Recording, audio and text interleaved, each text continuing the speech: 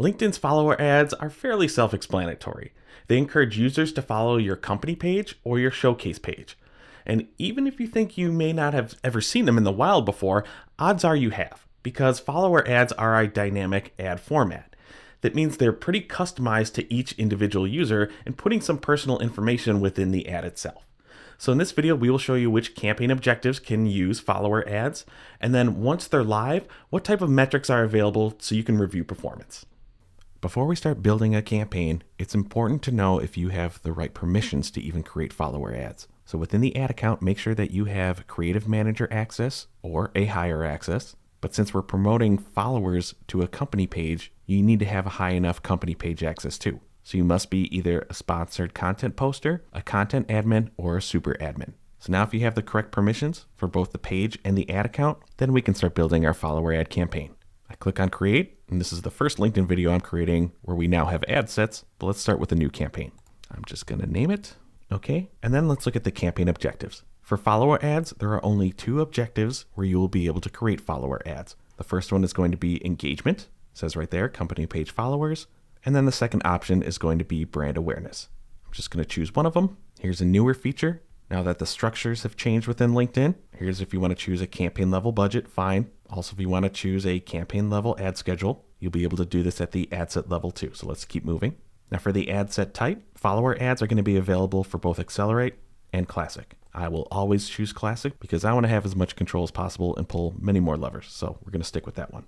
So then we'll create our ad set. I'm just going to leave the name as is, but change it to whatever you want. Make sure that you leave this toggle unchecked. It says right there, it's for connected TV only. Follower ads will not show on TV. You don't want them to. If you're interested in connected TV ads for LinkedIn, we have a video about it right here. But we're going to leave that off, skip this section, dismiss this warning, and then we get to our targeting options. So for now, I'm just going to choose a saved audience that we have, but go ahead, add in all of the target audience information that you would want. That includes any exclusions, and yes, we are going to come back to this section right here. I'm going to always uncheck audience expansion. But after your targeting and exclusions are in place, then we can look at ad format. Of course, we're trying to build follower ads, so we want the follower ad format. And when we do that and continue to scroll down, it blocks a few things. So follower ads only stay on the LinkedIn network. Audience network is automatically unchecked. You cannot add it. Not sure why you would. Typically don't see the best performance there anyway. So again, only LinkedIn properties. If you're not using the campaign level budget and schedule, here's where you would do it at the ad set level. But now let's look at bidding. Because for follower ads, we only get a manual bid strategy. And if you look at the small print here, this is not on a per click or per follow bid. This is a CPM bid model. So that is a cost per 1,000 impressions. No matter how many times people click on it, no matter how many followers you get or don't get. And typically, with standard CPC campaigns and other types of campaigns we usually run within LinkedIn, I ignore their recommendations. We try to bid as low as possible and see what's the lowest we can bid before we actually can serve. This is different though, because right now they're saying they recommend 13. If I try to lower it just even $1, with their CPM models, they pretty much put you at the floor already. But you think if you get several clicks or follows from this $13 CPM, it may not be too bad. Understand that the bid is going to be completely different depending on who you're targeting. So depending on who you're going after, you're going to have to let this run a little bit and see if the return you're getting is going to be worth it. Now, frequency capping within LinkedIn is fairly new, but for branding, I do want to maximize impressions. I'm going to leave it as default for now. Now for conversion tracking, yes, the goal is to try to get as many followers as possible. However, users can still see your ad and go on to perform other conversion actions that you have tracked. So add all the other ones that are important to you because you can still look at your conversion columns after your campaign goes live. Did they still follow your company page and then go on to fill out a form? Well, I'd want to be able to see that. So make sure you're still adding conversion information to this specific campaign. Or now I have to call them ad sets. Okay, let me go to next, and then we can start building our ads. I'm going to start creating our first ad, and then I'm just going to name it quick. There we go. And as I said in the intro, follower ads are a dynamic ad. So if we look at the headline, when you see the percentage signs, some text in all caps, and then a percentage sign again, that is a LinkedIn macro. So if we look at the headline saying first name, company name is hiring, when we go to the ad preview, it's going to pull in the information for the first name of the user who's looking at the ad. It's all whatever they have set up within their LinkedIn profile. And then the company name is what's below the headline, which is our company name. Now already, just looking at the headline and the ad preview, you may be scratching your head a little bit, saying, why are we talking about hiring and visiting the careers page if I'm trying to get more followers to my company page? If you caught that already, nice job. That is because in the engagement and brand awareness campaigns, LinkedIn will still show the ads to anyone who meets the criteria of your targeting options. If those users follow your page already, you can show them a different call to action. And no, you cannot change the call to action. It's going to be one of these 4 options. If I go back up to the ad preview and change it to people who don't follow you, that's where the follow call to action appears. If you're looking to run a campaign purely to non-followers, I'll show you after we save this ad. I teased it a little bit earlier when we were in the target exclusions, so we'll go back to that right after this. But heading back up to the headline, LinkedIn does give you a drop-down with some options that you can choose. If you don't like any of the options, you can click and add a custom headline. One very important thing, if you choose one of their options, you will get many more characters to use. Let me show you what I mean. I'm going to choose this large option. This is the longest one.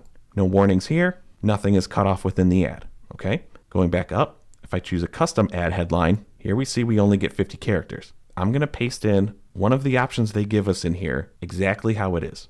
That is one of the options from above. And since I typed it in myself instead of use the one that was in the dropdown, I'm over by 24 characters. And it's cut off within the ad. Seems crazy, I know. But 50 characters can give you enough. Here's another option that I pasted in there, exactly 50 characters.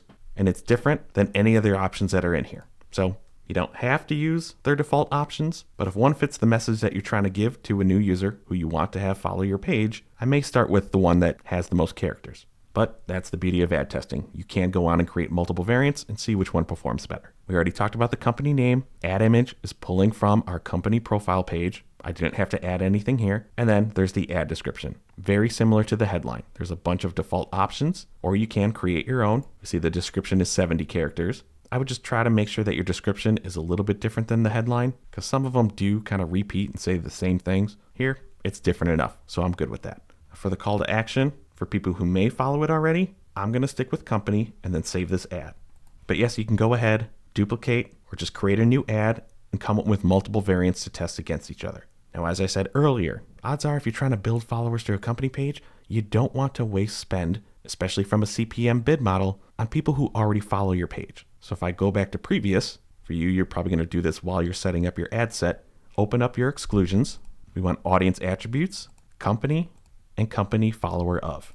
This is where you want to make sure that you select your company and block out current followers. So as you keep getting more followers, if you decide to run this campaign for a while, you're only getting in front of new users, not people who follow you already. Now, this is one of LinkedIn's native targeting options, not a typical audience that you would upload. So I don't believe the 300 minimum applies here. If I'm wrong about that, let us know in the comments. I just want to make sure. But no matter what, add this by default if you are running follower ads. So I'll go back to next. Again, create your variants. I'll click next again. Preview everything, your campaign settings, your ad set details, your ad copy, and if everything looks good, you can launch the ad set. If I close this out, we see here's my active campaign. And then after things are running for a while, you can always review your columns to see if you're getting the results that you want. Default, your follower options will live under the engagement option. And that's kind of a pain in the butt that they hide the scroll all the way at the bottom. There, I just changed it so we're looking at active campaigns. So yes, you will have to scroll over. There we see page follows. So you'll be able to see how many people are actually following your page from this. And then just overall engagement metrics. Okay, one thing I do think is laughable is that since we're forced to be in a CPM bid strategy, they don't have average CPM in the engagement columns. So as you open this up, you can go customize the columns. Maybe you want to build your own follower column set. Page follows are already in there. Have to find them, bring it up to the top. CPM, have to add it ourselves. Again, bring it up all the way to the top.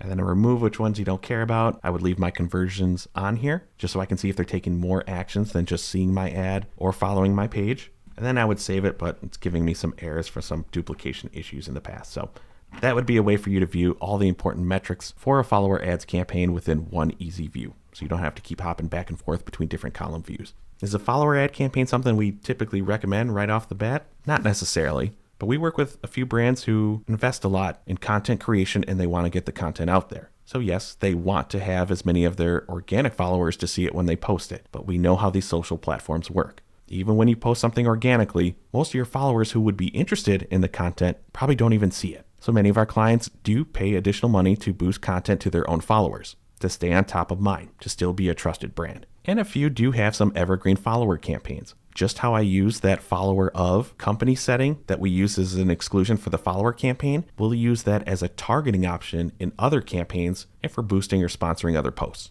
just to make sure that the people most interested in what we're talking about actually see our content. That is typically the most important way that we use follower ads to help the overall brand. But that's pretty much it. If you have any other questions on how to set up this type of campaign, or maybe even the LinkedIn macros that you use within dynamic ads, let us know in the comments. Thanks for watching our video. We really appreciate it. If you liked it, give us a thumbs up below.